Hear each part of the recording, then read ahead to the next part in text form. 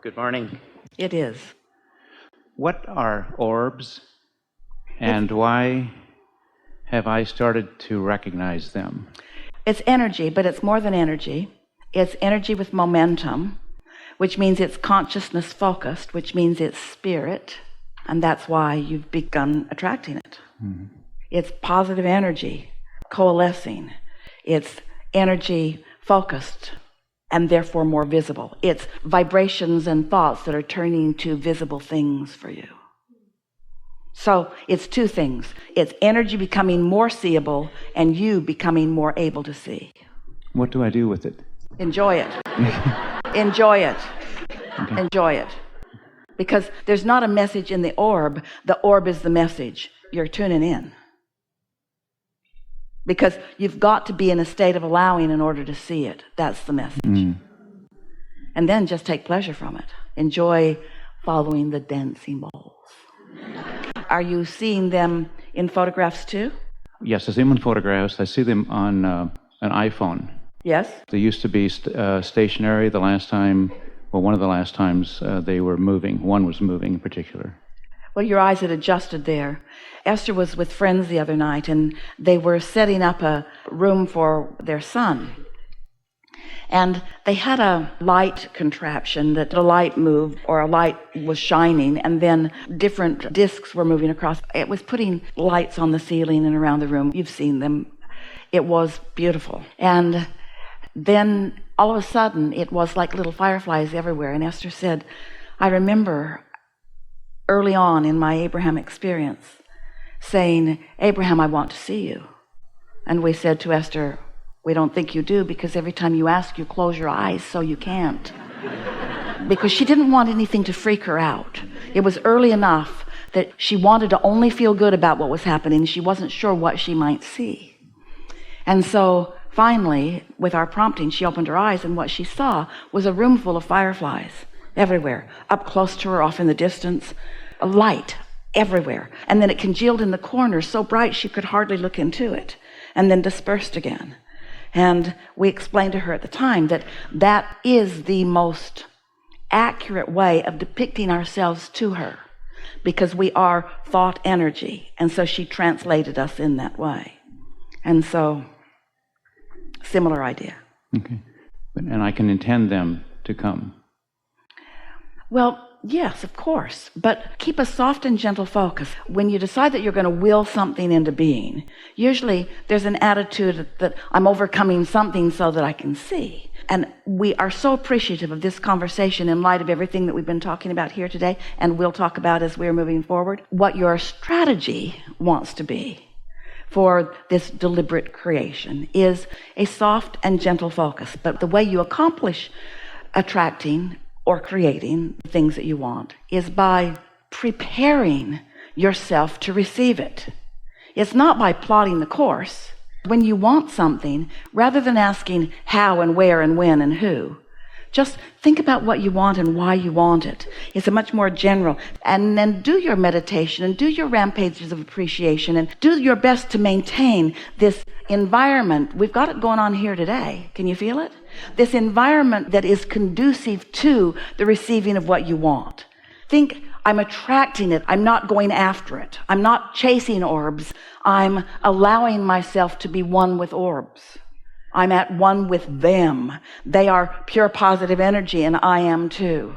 And your desire that's being satisfied is that you all, we love you so much, physical creatures that you are, you want these thoughts to turn to things. You want things to become manifested so that you can see them. And so that desire is being satisfied. Just don't get carried away with it. Let energy be energy. Let energy be energy, and you be receptive to energy.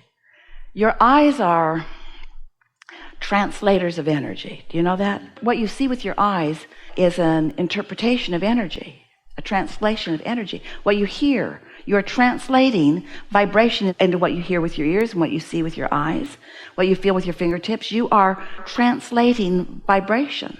That's why you see and hear and smell and taste and touch. But your eyes are trained in this physical environment to see things that are manifested, while your eyes have the ability to see things that are in the process of becoming. You can see energy. A lot of times when you look into the sky, what you think are particles that are light being reflected from sun, and of course that's a lot of what you're seeing, but you also often see energy, but you don't know you do because you don't know to look for it.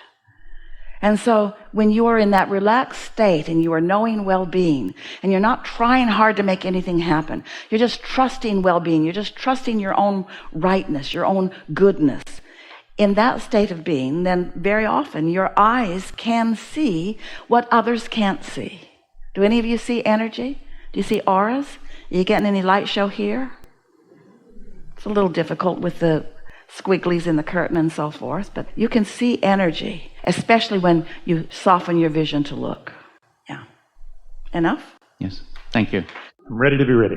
So I want to talk about manifestation. I want to talk about manifesting. I want to talk about creation. I want to talk about creating. And I want to talk about a very specific example. I have been building a mansion in Maui on the Kanapali coast in my mind. And this is not just a place, but it's a lifestyle. And it is a place where I can do yoga every morning, where I can meditate every morning, where I can swim every day. Sounds like the Hyatt Regency. Yes, and it's absolutely one of my favorite places, yes. But we were just there recently, and my wife and I, my beautiful wife and I, that introduced me to you and introduced me to this amazing practice. And we saw some lots that were available and actually for sale right on the coast. And so since we've seen those, we've been sort of planning this, amazing life there. But my current work, which is very fulfilling and very wonderful and very creative, doesn't earn me the type of money that it would take to be able to build that mansion at this point.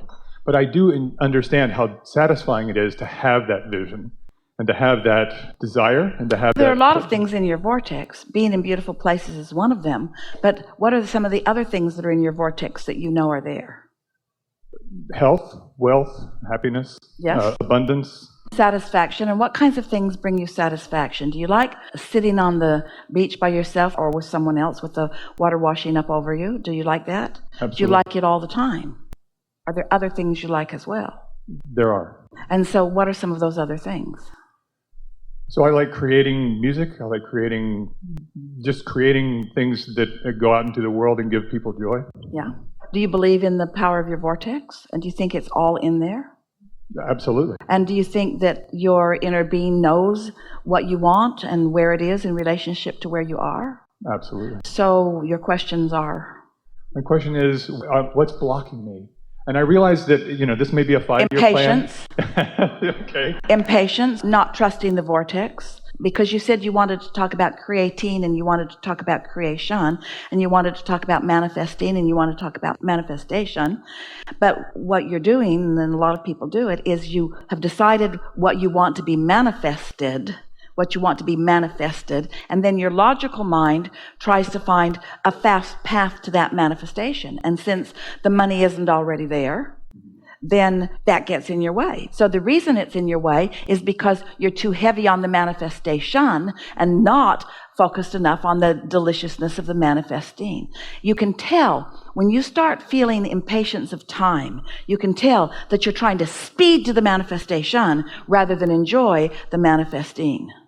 It's the day by day, minute by minute joy of creating. It's not just moving toward that magnificent home site. It's moving toward so many things that are pleasing to you. Not just that too, but not just that.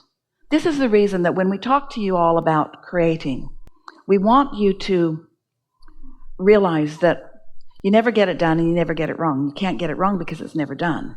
But the never done part hangs you up because you want it to be done because you want to get there to enjoy it. And we want to say to you, we want you to be on an ever unfolding path of becoming. Now stay with us just for a bit because this is a hard way to see it, but if you can see it, it will really serve you. We want that house on the Kanapali shore of Maui to never be finished because in its becoming, it is still life-giving. In its having become, then it needs remodeling. Right. So it's creating a lifestyle. You got to move the furniture around for no reason. Right. So is it more about creating a lifestyle and a feeling of sitting there meditating? Lifestyle feels like me in my body living a style. Let's just call it creating a life flow, creating a life feeling. Let's call it satisfaction. I loved being there. I loved seeing it. I loved taking it all in. I loved feeling the energy of it. I loved the influence that that island had on my being. I love the well-being that is there and our ability to focus and the influence that that place had on me. I have been influenced. I've become infected with the vibration of Maui. It is now a part of me. I will never be able to be separate from it. I and that island are now one. We are a vibrational match to one another. There's such satisfaction in knowing that. Satisfaction in the memory of it. Satisfaction in the becoming of it. Jerry and Esther have 40 acres in Texas. It's along the interstate, close to Interstate 10. And they bought it in several pieces that just kept showing up. And now it's this contiguous piece of 40 acres.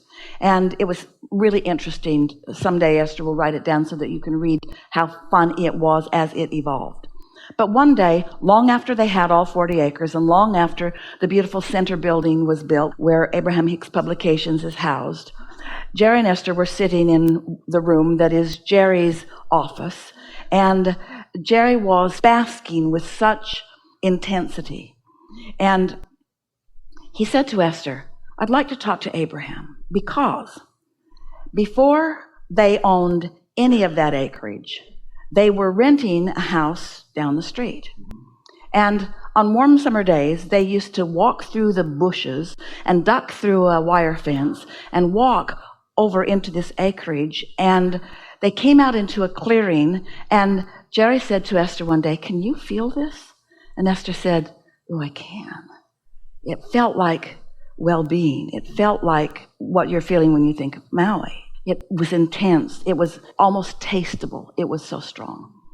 And so every day that they were in the area, they walked in there and roamed around in there and enjoyed it. Whoever owned it hadn't been there in so many years. There was no evidence of anybody ever having been there. And so now, fast forward these years, and now Jerry and Esther are sitting in this building. And Jerry said, Abraham, I think I'm sitting on maybe the exact spot where that clearing was. And when Esther and I found it all those years ago, I said to Esther, happy people have lived here. And we said to him in that moment, you are the happy people you were feeling. You in the future, yeah. In the vortex. Yeah. It was already in the vortex. And they were being called to see it because it was already in the vortex. And he felt like that he had found the spot where happy people had been, when actuality, he had found the spot where happy people were moving to. This is what this vibrational reality is all about. But this is why we are wanting you to find patience. But patience isn't something that you can just find. Patience is something that you feel. Patience and satisfaction are the same thing. It's being satisfied with these thoughts, satisfied with these feelings, not needing this and this and this to change before I feel satisfaction. Feeling satisfaction because I'm finding it here. I'm finding it in the thought. I'm finding it. Many years transpired between the time they felt that and the time they were sitting in that spot.